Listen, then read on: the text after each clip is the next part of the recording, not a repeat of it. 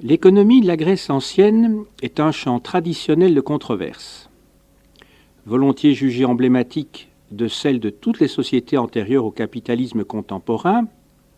Elle n'aurait pas eu de logique propre. Seule une analyse sociologique et culturelle pourrait rendre compte des faits de production, de consommation et d'échange. En prenant pour base les théories néo-institutionnalistes, Alain Bresson fait le pari inverse. En réévaluant les paramètres, il montre que l'économie de la Grèce ancienne possédait une logique cohérente. Dans son ouvrage intitulé « L'économie de la Grèce des cités », tome 1, les structures et la production, Alain Bresson devrait renouveler notre regard sur ce cas d'école que constitue la Grèce ancienne pour les historiens comme pour les économistes. L'ouvrage se divise en 2 volumes, consacrés l'un aux structures et à la production, l'autre à la logique de l'échange. Dans le premier volume dont il sera question ici, il s'agit de définir les règles de la méthode. Une attention particulière est accordée aux institutions civiques qui jouaient le rôle de structures de marché et furent à la base du développement économique de la Grèce des cités. Ainsi, on comprend comment le monde grec a su tirer le meilleur parti de son cadre écologique et de la dynamique de sa population. Alain Bresson analyse ensuite la production agricole et artisanale en posant la question des modalités de la croissance. Enfin, il propose une réponse à la question toujours lancinante du supposé échec du passage au capitalisme de l'économie antique. Je préciserai qu'Alain Bresson est professeur à l'Université de Bordeaux et membre de l'Institute for Advanced Study à Princeton en 2001. Il a été aussi professeur invité à Hambourg et à Chicago. Il est spécialiste de l'économie de la Grèce ancienne et est entre autres choses l'auteur de La Cité marchande, publié à Bordeaux en 2000. La logique de la production.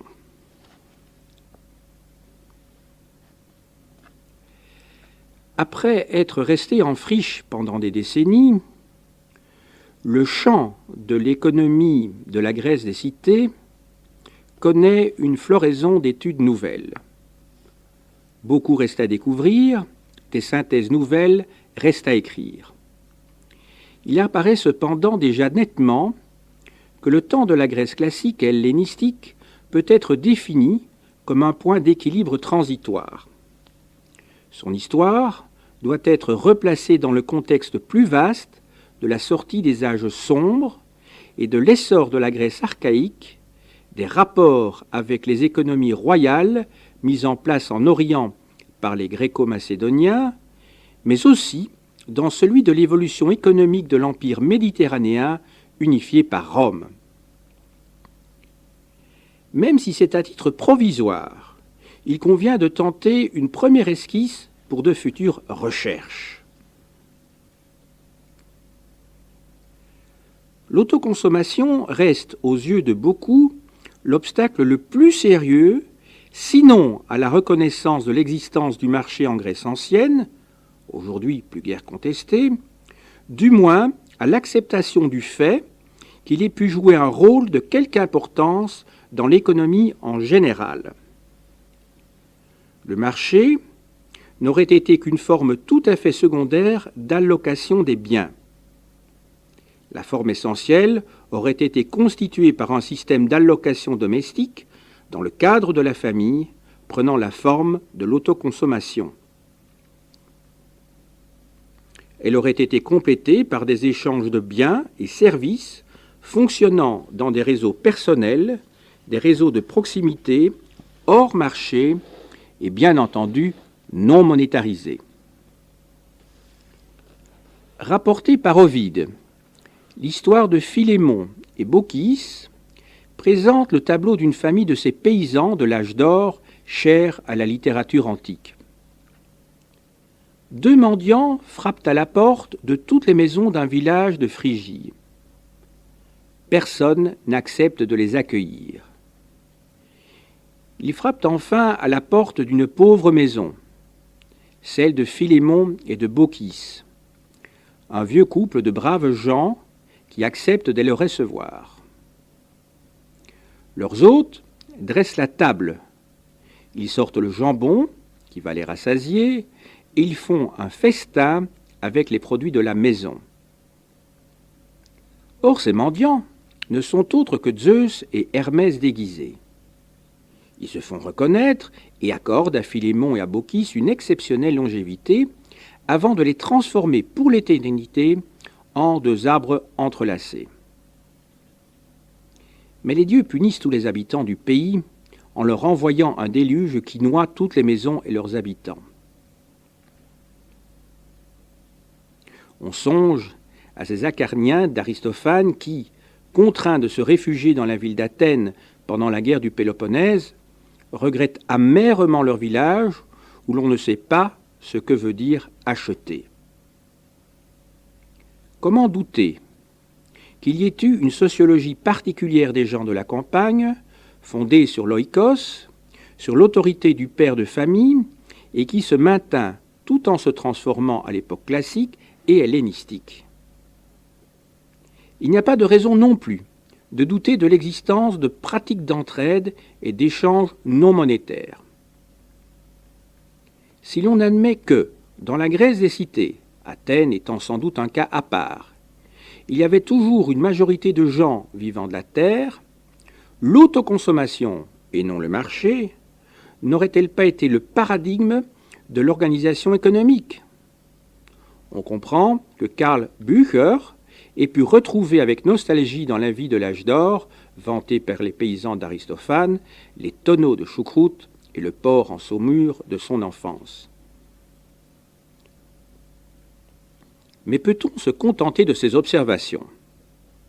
Pour apporter une réponse à cette question, il faut éviter tout jugement de valeur.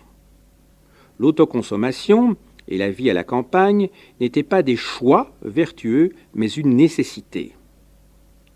Tout d'abord, si l'on était à la tête d'une ferme céréalière de faible productivité, mais en période où le cours du grain était élevé, il aurait fallu une singulière imprévoyance pour vendre tout son blé, puis pour aller en racheter au marché, éventuellement au prix fort, et, en tout cas, en payant le prix du transport. Ce qui était bon pour Périclès, à son niveau social, lui qui faisait vendre toute sa récolte par son intendant avant de racheter le nécessaire au marché, n'avait pas de sens pour le petit paysan. Ce dernier pouvait espérer passer les périodes difficiles de mauvaise récolte en ne livrant temporairement aucun grain au marché pendant 1 année pour nourrir sa famille. Mais c'est la notion même d'autoconsommation qu'il faut s'attacher à mieux définir. En fait, même le grand propriétaire avait intérêt à nourrir ses esclaves avec du grain ou du vin produit sur sa ferme, même si, clairement, le domaine ne vivait pas en autoconsommation parce que l'essentiel de la production était vendu. On restreindra le concept d'autoconsommation aux unités de production dont l'essentiel de la production était consommé par le producteur. Au reste, il faut aussi poser la question de la pluralité des fermes vivant en autoconsommation.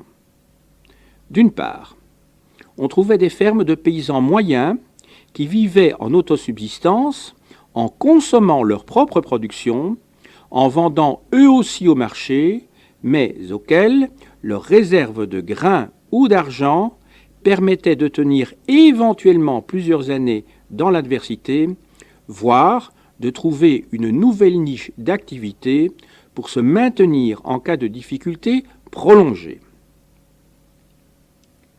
D'une part, on avait des fermes à la productivité faible, dont les exploitants vivaient dans des conditions précaires sur des terres marginales, les escactiae. Ces derniers ne pouvaient se maintenir qu'en saisissant les opportunités, en vendant quelques sacs de grains, quand le prix sur le marché urbain était exceptionnellement élevé. Il fallait aussi louer ses bras aux plus offrants, des moyens ou gros propriétaires de la région.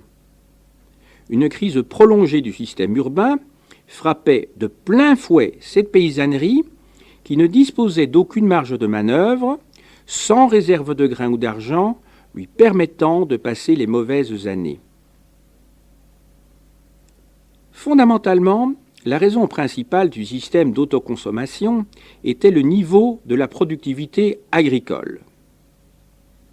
Si l'on admet, par hypothèse, une productivité moyenne de 7 à 1 en Grèce pour l'orge et une production sur la base de fermes familiales de 5 hectares occupées pratiquement toute l'année à cette activité, on voit que le nombre de personnes qui pouvaient être nourries par travailleurs employés dans la production agricole était faible.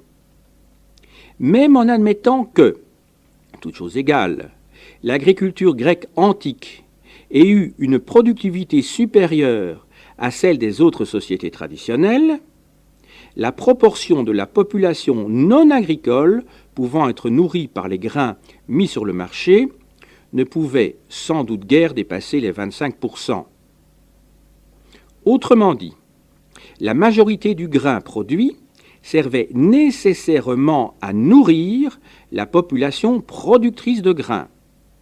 Si, sur 7 grains produits, il fallait en réserver 1 pour la semence, 4 pour l'alimentation des producteurs et de la famille du maître du domaine, il n'en restait que 2, soit moins de 30%, pour la mise sur le marché. Pour le producteur, la moitié servait à payer les impôts d'hiver, en tout cas en dehors d'Athènes. Il était probablement courant de payer une dîme sur les récoltes et en sus divers impôts sur les ventes ou les biens. L'autre moitié, soit 15% du total, 20 au maximum, représentait le revenu disponible pour le paysan. Pourtant, ces 15% jouaient un rôle vital. Avec cette production, le paysan devait acheter tout ce qui lui était nécessaire en matière d'outillage pour la ferme. Outils de fer, en tout cas, équipement de la maison, vases céramiques, mais aussi investissement plus lourd s'il fallait construire une nouvelle maison pour le cas où 2 frères se partageraient le même bien, et aussi renouvellement de l'esclave indispensable pour assurer l'aide dans les gros travaux et la continuité du travail agricole lors des inévitables absences du maître, en particulier du fait de son activité de citoyen. Le prix marchand du grain vendu était donc pour lui un facteur clé. S'il était élevé, les terres ayant une rentabilité faible pouvaient être mises en culture, car même avec un surproduit de montant peu élevé, il était possible d'obtenir les ressources monétaires permettant de maintenir la ferme. Que la conjoncture se renversât, quelle qu'en soit la raison, et dès lors, ces petites fermes étaient condamnées. Détaillons le modèle. Admettons qu'une ferme d'autosubsistance, produisant du grain, ait eu besoin de vendre en moyenne 30% de sa production et ait pu procurer la totalité de la subsistance à la famille avec les 70% restants. En cas d'effondrement des cours, provoqué par exemple par une catastrophe politique, la grande ville voisine ne pouvait plus absorber ces produits ou, sinon, à des prix très bas. En revanche, le cours des biens qu'ils devaient acheter ne diminuait pas nécessairement dans la même proportion, car la formation de leur prix pouvait échapper à une conjoncture locale. La question économique de fond est celle du coût moyen de production. Il fallait en effet des esclaves, des bœufs, pour la production viticole ou oléicole, ou encore faire fabriquer des amphores. Au-dessous d'un certain niveau de rentabilité, c'est-à-dire si les prix du grain et des autres denrées vendues au marché ne permettaient pas l'achat de ces biens de production, la ferme était condamnée. Elle pouvait demeurer en autosubsistance totale aussi longtemps qu'il ne fallait pas renouveler les biens de production. S'il fallait vendre toujours plus pour se procurer outillage, vêtements ou compléments alimentaires indispensables, alors se mettait en place une habituelle crise de ciseaux. Même en réduisant encore les achats, il devenait impossible de maintenir la ferme d'autosubsistance. Dans son excellente critique de la notion de surplus naturel, Pearson relevait le caractère fallacieux de la notion de produit net des physiocrates. Je le cite. « Le mystérieux pouvoir de création d'un surplus que les physiocrates attribuaient à la nature n'était rien de plus que la mesure par le marché de la différence entre le coût de production et le prix de vente. Si, à travers le jeu normal des forces de marché, le prix du grain tombait au niveau de celui de la force de travail, le produit net disparaîtrait. » Fin de citation. Telle est exactement la situation qui se produit à Athènes au début de l'époque hellénistique. Avec la baisse du niveau de la population, le recul très marqué du rôle attractif de la ville d'Athènes, le ralentissement de la circulation monétaire, le maintien des fermes des marges moins fertiles était désormais sans justification. Après sans doute une première phase d'endettement, intervenait la vente, pour un prix dérisoire, à quelques grands propriétaires ou, plus simplement, l'abandon pur et simple. C'est de cette manière que l'on peut expliquer que les fermes du dème d'Athénée, dans le sud de l'Attique, aient disparu dès le début du IIIe siècle. La fermeture des mines du Laurion les priva du débouché qui justifiait leur existence. Il y avait eu là une importante concentration d'esclaves qu'il fallait nourrir et une circulation de capital qui autorisait des prix intéressants. Une fois les mines fermées, les fermes aussi étaient condamnées. Même la ferme de Varie, qui semble en particulier avoir une vocation apicole, mais pas exclusive, disparut elle aussi dans la même période, dès la fin du IVe siècle sans doute. Au contraire, dans le territoire de la Mésogée, beaucoup plus riche, et où l'on peut aussi deviner une concentration de la propriété, l'activité agricole se maintint apparemment sans difficulté. Autrement dit, les fermes les moins rentables et celles où l'on pratiquait le plus l'autoconsommation étaient celles dont l'existence était la plus fragile.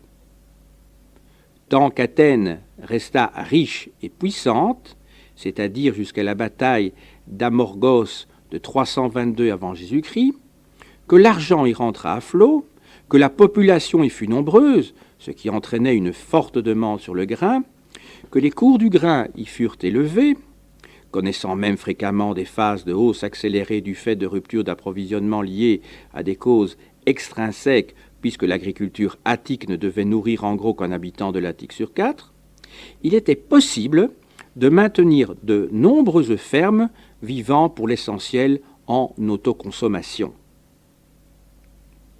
Ce fut la phase maximale d'expansion agricole que connut l'Attique jusqu'à la fin du XIXe siècle. Que la conjoncture se renversa, et c'est elle qui était d'emblée balayée. On voit en outre que si les fermes grecques avaient vraiment vécu en autosubsistance, elles auraient été imperméables aux aléas de la conjoncture. Et on observe l'inverse. La dépression qui s'amorce en Grèce continentale et insulaire à partir du début du IIIe siècle s'accélère au IIe et Ier siècle avant Jésus-Christ. Dans cette seconde phase, les grandes fermes purent se maintenir, Mais même les moyennes exploitations durent connaître de grosses difficultés et, désormais, si l'on en croit le témoignage des Surveys, elles aussi disparurent en nombre. En dehors des grands domaines, restaient encore ici ou là, en petit nombre, ceux qui vivaient à la manière des sauvageons, réfractaires à la vie civique, se mariant entre eux et effectivement cette fois presque totalement en autoconsommation, tels qu'on peut les imaginer à travers le discours euboïque de Dion Chrysostome au début de l'époque impériale. Certes, il faut faire la part du romanesque et des lieux communs sur l'opposition ville-campagne, mais il y a nécessairement aussi, dans cette description, des traits empruntés au monde réel, ne serait-ce que la vision d'une campagne vide, dépeuplée, qui eût été impensable à l'époque classique. Le schéma anhistorique et rousseauiste de la ferme vivant en autoconsommation doit donc être abandonné. La mutation que connaît l'agriculture athénienne entre le IVe siècle et le IIIe siècle serait inexplicable selon ce schéma. En réalité, même les fermes où l'on consommait 80% de la production étaient non seulement elles aussi raccordées au marché, mais, paradoxalement, elles en étaient encore plus dépendantes parce qu'elles étaient aux limites de la survie.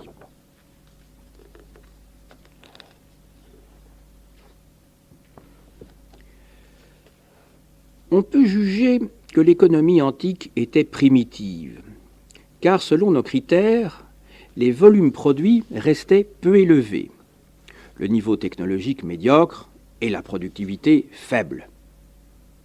Malgré quelques réalisations déjà significatives, mais très ponctuelles, le niveau scientifique restait très insuffisant pour avoir un impact profond sur l'innovation technologique.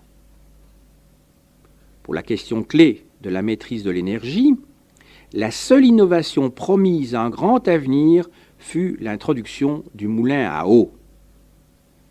C'est la somme de ces facteurs qui faisait que, par exemple, l'agriculture restait toujours très vulnérable aux variations de précipitations d'une année sur l'autre, ou que les quantités de fer et d'acier disponibles par tête d'habitant restaient faibles. Si l'on en juge par ces critères, l'économie antique n'était certes pas une économie développée, cette notion restant toujours relative, bien entendu. Mais ce jugement serait trop rapide. Car ce qu'il importe surtout de mettre en évidence n'est pas la différence par rapport à notre niveau de développement, mais seulement les progrès relatifs et les transformations qu'il entraînait. Si l'on adopte cette perspective, la conclusion est tout autre et l'on ne peut plus considérer que l'économie de la Grèce des cités était un monde de stagnation et d'immobilisme, qui n'aurait connu de croissance que par l'extension des surfaces cultivées, sans augmentation des rendements et sans innovation. En somme, un monde immobile malgré les soubresauts politiques qui en paraîtraient d'autant plus dérisoires. On s'aperçoit dès lors l'impressionnante croissance démographique, politique et culturelle du monde de la Grèce des cités à l'époque archaïque et classique. Même si, avant la conquête d'Alexandre, il y eut effectivement extension de la zone passée sous contrôle des Grecs, la croissance démographique fut d'ores et déjà largement supérieure à l'augmentation de la surface des territoires agricoles. Quant à l'enrichissement de la population, directement mesurable par la taille des maisons ou par leur équipement, il fut considérable. Lorsqu'un événement fortuit nous donne un instantané de la richesse d'une ville antique, c'est le cas avec Olynthe détruite en 348 avant Jésus-Christ par les troupes de Philippe II, comme ce fut le cas de Pompéi détruite en 79 après Jésus-Christ par une éruption du Vésuve, on prend la mesure de la richesse qui s'y accumulait. Encore la ville d'Olynthe fut-elle consensueusement pillée par les vainqueurs avant d'être livrés à la destruction. La thèse de la croissance extensive, sans augmentation de productivité, contredit trop violemment les données de l'expérience pour pouvoir être acceptée. Pour ce qui est des techniques et de la productivité, si l'on fait une comparaison raisonnée entre la situation qui prévalait à la fin de l'archaïsme et celle que l'on observe à la fin du 1er siècle avant Jésus-Christ, on voit non pas une révolution, mais des changements tout à fait considérables. Il vaut la peine d'en dresser un rapide bilan. Dans le domaine de la production agricole, avec l'amélioration des semences, l'introduction de nouvelles espèces comme la luzerne, l'amélioration sensible du cheptel, les progrès furent sensibles. Dans la transformation des produits agricoles, des innovations décisives furent introduites. À bien des égards, dans le monde rural méditerranéen, les technologies de l'Antiquité formèrent, jusqu'au XIXe siècle, la base de l'outillage rural et plus généralement ce que l'on pourrait appeler la technologie du quotidien. Pour ce qui est de la navigation, la taille des navires de l'époque tardo-hellénistique et impériale fut sensiblement supérieure à celle de l'époque précédente, ce qui, d'une façon ou d'une autre, suppose qu'il y ait eu une multitude d'innovations de détail dans la construction navale. Dans les techniques de construction, les architectes de l'époque hellénistique introduisirent la technique de la voûte, promise à un si grand avenir. Les progrès de la géographie et des mathématiques aboutirent à une représentation mathématique du monde. La notion de coordonnées en latitude et longitude, qui nous est si familière, est aussi une invention de l'époque hellénistique qui annonce la carte de Ptolémée et son indication systématique des coordonnées géographiques pour les sites qu'il mentionne. La mathématisation du monde n'a pas attendu l'époque moderne. Il est vrai qu'au final, les taux de croissance réels pourraient paraître décevants. Seller a comparé le taux de croissance des Pays-Bas sur la période 1580-1820, soit environ 0,2% l'an, celui du Royaume-Uni entre 1820 et 1890, soit 1,2% l'an, et celui des États-Unis entre 1890 et 1970, soit 2,2% l'an, à ce qu'on estime être le taux de croissance de Rome, entre environ 200 avant Jésus-Christ et l'ère chrétienne, soit 0,1% l'an. Avec un taux de croissance aussi faible, la production globale augmente de moins de 25% sur 2 siècles. On serait donc du côté des croissances très lentes. Mais cela correspond-il à la réalité de la Grèce archaïque et classique ? En d'autres termes, quel a été le taux de croissance de la Grèce pendant cette période ? Avant même d'examiner les données plus en détail, on observera que les chiffres moyens sur la longue durée peuvent être trompeurs. Ainsi, pour les Pays-Bas, le pays a connu son âge d'or entre 1550 et 1675. Après quoi, la conjoncture s'est retournée et le pays a connu une stagnation, voire des phases de récession marquées par un recul des échanges extérieurs et une baisse des salaires réels.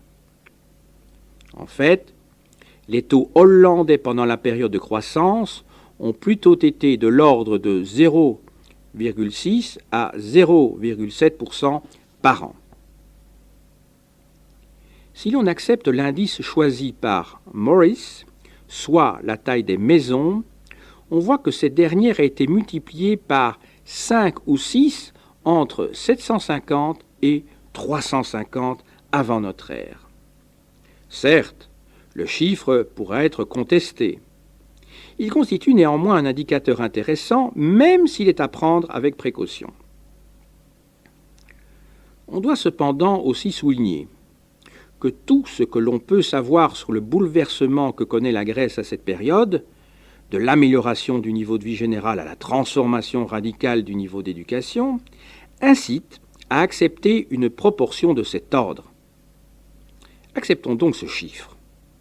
En ce cas, on voit que, si l'on retient un facteur 5 sur 4 siècles, cette croissance suppose un taux moyen d'environ 0,4% par an.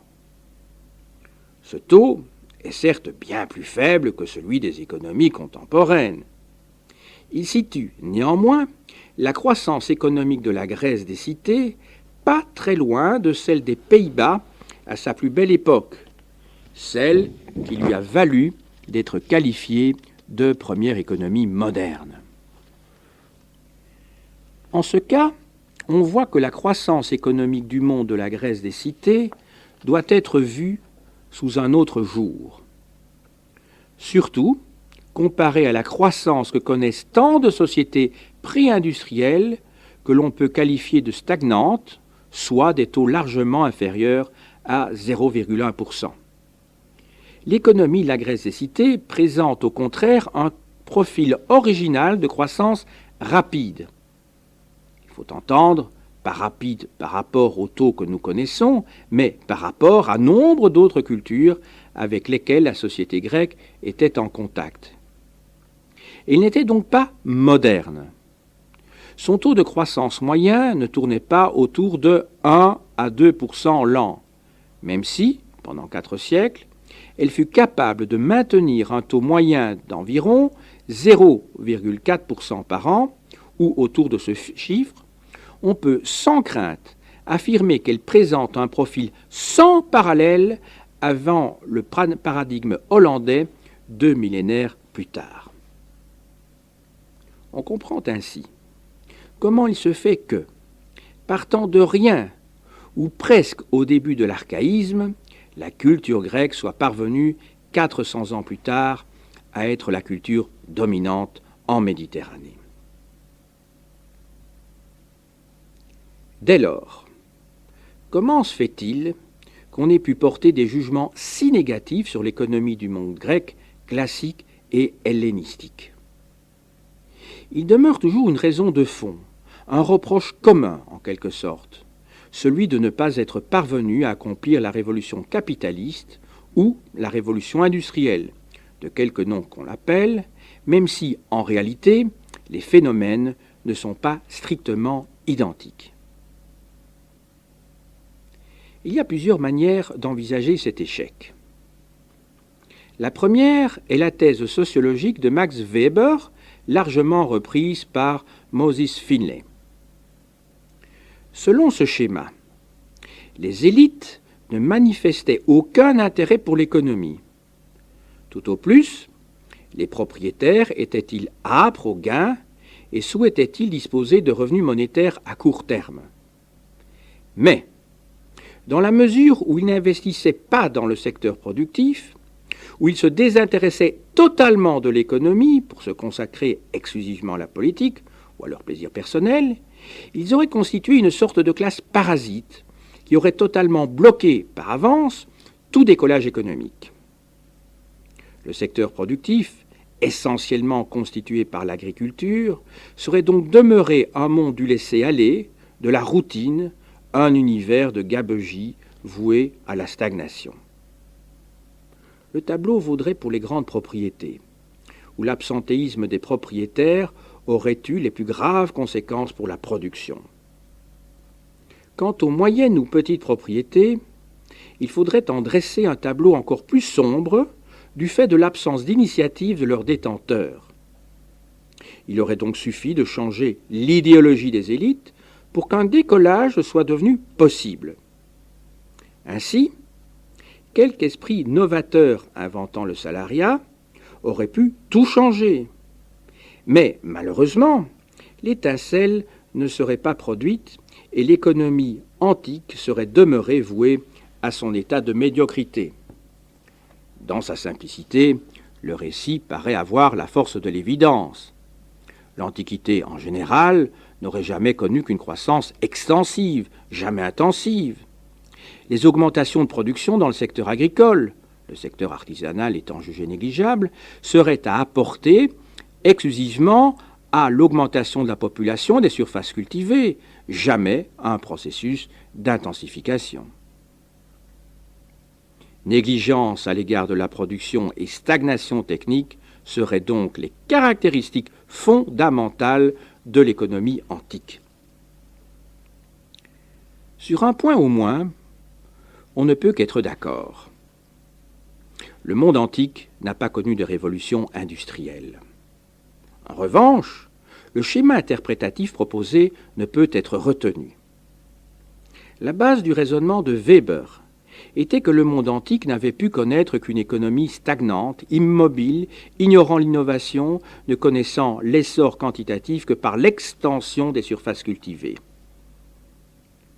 Le schéma est à l'origine d'une forme spécifique de primitivisme qui fut celle de la tradition ouverte par Max Weber. Or, comme on l'a vu, cette vision des choses contredit les observations que l'on peut faire. C'est donc en partie à une sorte d'exercice contrefactuel qu'il faut se livrer si l'on souhaite pouvoir avancer des éléments de réponse à la question de savoir pourquoi, à la différence de l'Europe des XVIe, XVIIIe siècles, le monde antique n'a pas accompli le grand saut vers la modernité.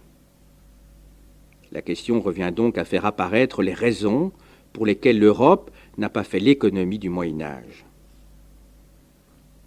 Il faut d'abord constater que le cadre géographique et chronologique de la Grèce des cités, de la fin de l'archaïsme à l'époque hellénistique, est mal adapté pour permettre d'apporter une réponse exhaustive à cette question. À l'évidence, en effet, la dynamique de l'économie antique trouva son point d'aboutissement dans l'Empire de Rome. L'unification de la Méditerranée, dans le cadre d'un seul État, constitue le terme d'une évolution sociale, politique et économique lancée au même moment, à la fin des âges sombres et au début de l'archaïsme dans les deux péninsules de Grèce et d'Italie. Longtemps, ce furent les Grecs qui menèrent ce développement. La conquête d'Alexandre permit à l'hellénisme de se répandre dans l'ensemble du monde oriental. À la fin du IIIe siècle, après les défaites de Carthage et la prise de contrôle du monde occidental par Rome, il pouvait sembler exister un équilibre en Méditerranée entre l'Est hellénisé et l'Ouest sous contrôle romain. C'est pourtant à ce moment qu'il commença à se rompre en faveur de Rome. Cette dernière avait entamé son grand processus d'expansion au début du IVe siècle avant Jésus-Christ. En moins de 2 siècles, elle avait soumis l'Italie, puis vaincu Carthage. La fragmentation politique du monde grec lui permit de prendre aisément le contrôle de l'Orient méditerranéen.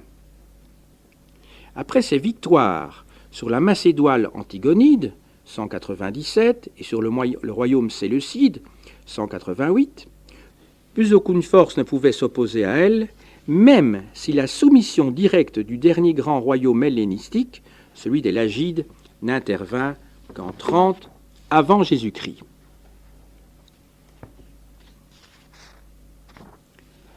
L'enjeu serait de comprendre le processus par lequel, malgré l'unification du monde méditerranéen sous la houlette de Rome, il ne s'est pas produit un bond en avant dans la vie économique, mais pourquoi, au contraire, après un siècle et demi d'indéniable prospérité, le système entra dans une phase de recul, puis de récession de plus en plus accélérée.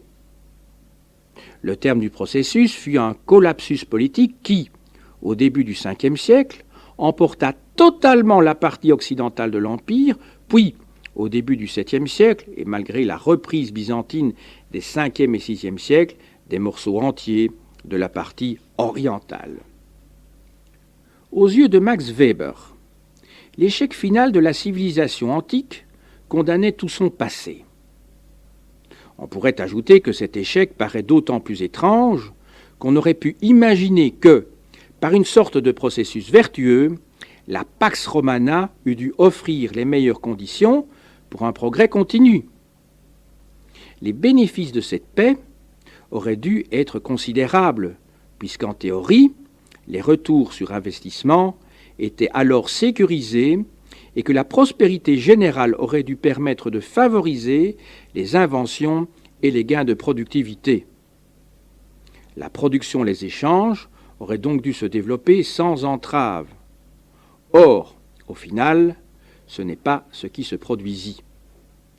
C'est la raison pour laquelle on pourrait même avoir la tentation de forcer l'évidence et de considérer que la période du Haut Empire fut d'emblée aussi une période de stagnation.